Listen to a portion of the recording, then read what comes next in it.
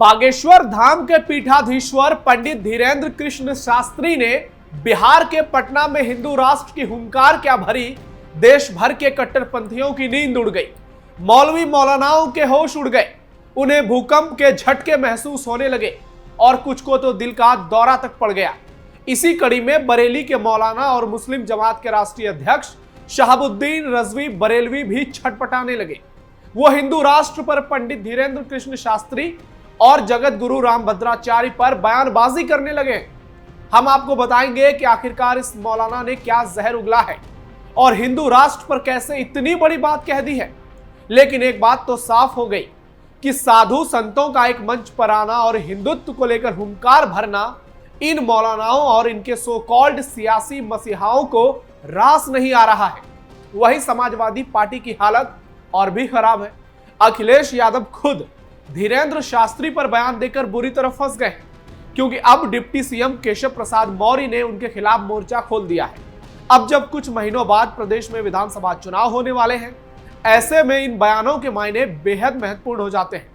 नमस्कार, capital TV Uttar Pradesh के special show third आई में आपका स्वागत है। मैं हूं नवेंदु। आज आपको बताएंगे कि कैसे बिहार में दिए बयान से यूपी के मौलानाओं की जमीन खिसक गई है। साथ ही डिप्टी सीएम केशव प्रसाद मौर्य ने पंडित धीरेन्द्र शास्त्री को लेकर अखिलेश यादव पर क्या बड़ा हमला बोला है। हिंदू राष्ट्र पर बिहार से यूपी तक गरमाई सियासत। धीरेन्द्र कृष्ण शास्त्री के बयान से मौलानाओं में दहशत। कट्टरपंथी मौलाना का हिंदू राष्ट्र पर जहरीले बोल।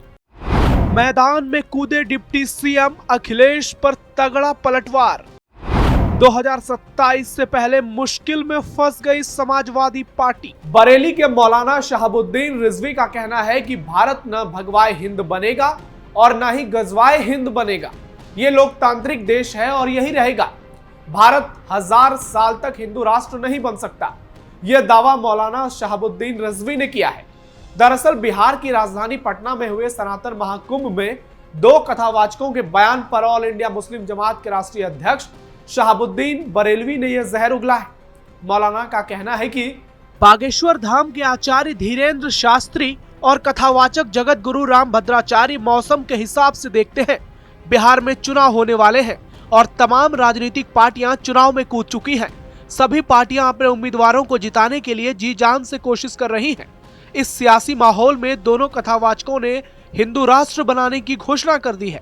धीरेन्द्र शास्त्री ने यहां तक कह दिया कि भारत अगर हिंदू राष्ट्र बना तो बिहार पहला हिंदू राज्य होगा। धीरेन्द्र शास्त्री जी बिहार से भारत के हिंदू राष्ट्र की शुरुआत करना चाहते हैं और इसकी असल वजह बिहार का चुनाव है। धीरेन्द्र शास्त्री जी इस तरह की बातें 2 साल से कर रहे हैं, मगर भारत की जनता ने समर्थन नहीं दिया, जिसकी वजह से उनका अभियान फ्लॉप हो चुका है। तो आपने सुना कैसे मौलाना शहाबुद्दीन छटपटा रहे हैं और डरे हुए लग रहे हैं, और इनकी परेशानी 2 साल पुरानी है, ये इनके बयान से पता चल रहा है। वहीं ये मौलाना दावा कर रहे हैं कि मुसलमानों ने गजवाए हिंद का सपना छोड़ दिया।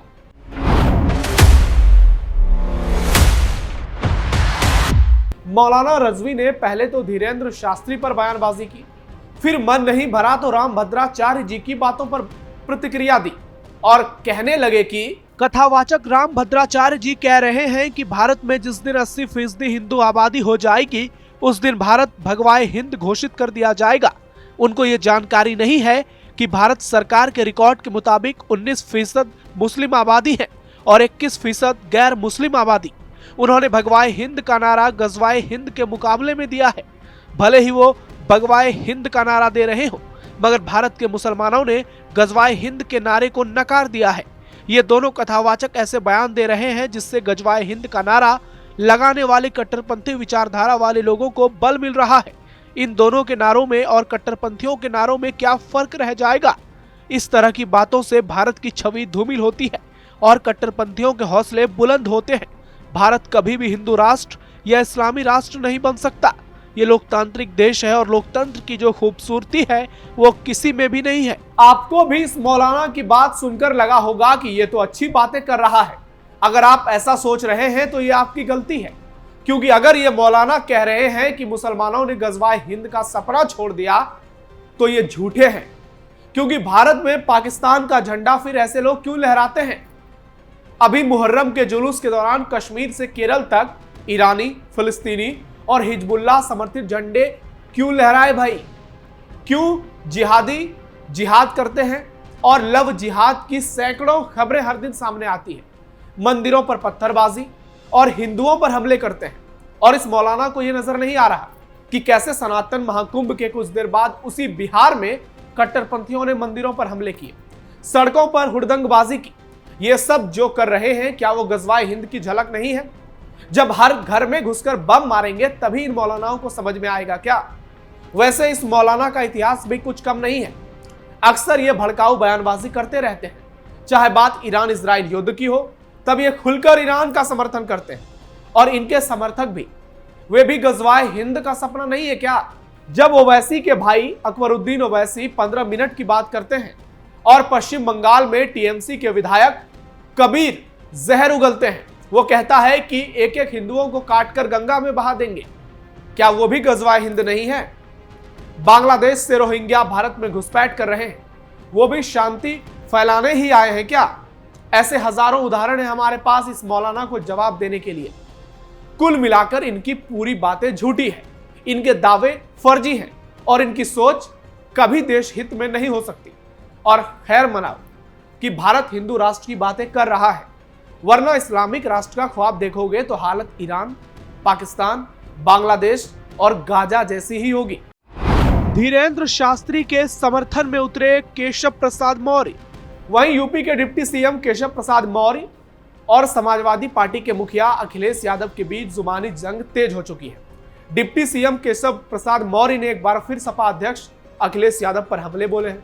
केशव प्रसाद मौर्य ने अखिलेश के कथावाचक धीरेंद्र शास्त्री पर दिए बयान पर पलटवार किया और कहा कि अखिलेश यादव सत्ता वियोग में पानी के बिना जैसे मछली तड़पती है वैसे ही तड़प रहे हैं। ऐसे बयान किसी राजनेता को देने की जरूरत ही नहीं है। कौन से आचार्य क्या कथा कह रहे हैं, उस कथा कहने वालों को कोई क्या दक्षिणा दे रहा है, यह सरकार और सियासी दल के नेताओं का काम नहीं है। मुद्दा विहीन समाजवादी पार्टी ऐसे बयान देती है जो समाप्तवादी पार्टी बनने की ओर अग्रसर है, ऐसा कहना है केशव प्रसाद मौर्य का। 2027 में साफ हो जाएगी Samajwadi party. Deputy CM Keshav Prasad Maurya यही नहीं रुके, उन्होंने कहा कि सपा 2027 में साफ हो जाएगी। वहीं कांवड़ यात्रा में कांवड़ मार्ग पर पहचान छिपाने वाले विवाद को लेकर भी डिप्टी सीएम ने कहा कि सरकार की मंशा स्पष्ट है, लोगों की धार्मिक भावनाओं को आहत होने का जो लोग काम करते हैं वो ना करें। जैसे कुछ लोग पकड़े गए हैं, ये गलत है, ये चीज नहीं होनी चाहिए। और मुझे लगता है कि सरकार की मंशा वो जानते हैं और लगातार इस बात की कोशिश की जा रही है कि किसी की भी धार्मिक भावनाएं आहत ना हो। अखिलेश यादव सत्ता वियोग में जैसे पानी के बिना मछली तड़पती है वैसे ही तड़प रहे हैं। तो केशव प्रसाद मौर्य कोई पहली बार अखिलेश यादव पर हमलावर नहीं है, कई बार दोनों के बीच इस तरह की जंग देखने को मिली। यानी अब मौलाना भी फंसे हुए हैं, अखिलेश यादव भी घिर गए हैं और हर ओर बागेश्वर पीठाधीश्वर पंडित धीरेंद्र कृष्ण शास्त्री के बयान की चर्चा हो रही है और हिंदू समाज के लोग इसका स्वागत भी कर रहे हैं। तो मौलाना रजवी के उस बयान पर आपकी क्या राय है, जिसमें यह मौलाना कह रहा है कि भारत आने वाले 1000 साल में भी हिंदू राष्ट्र नहीं बन पाएगा? साथ ही केशव प्रसाद मौर्य के अखिलेश पर पलटवार को लेकर आपकी क्या राय है, कमेंट बॉक्स में जरूर दीजिए। आज के लिए थर्ड आई में इतना ही। आप जुड़े रहिए कैपिटल टीवी उत्तर प्रदेश के साथ। धन्यवाद।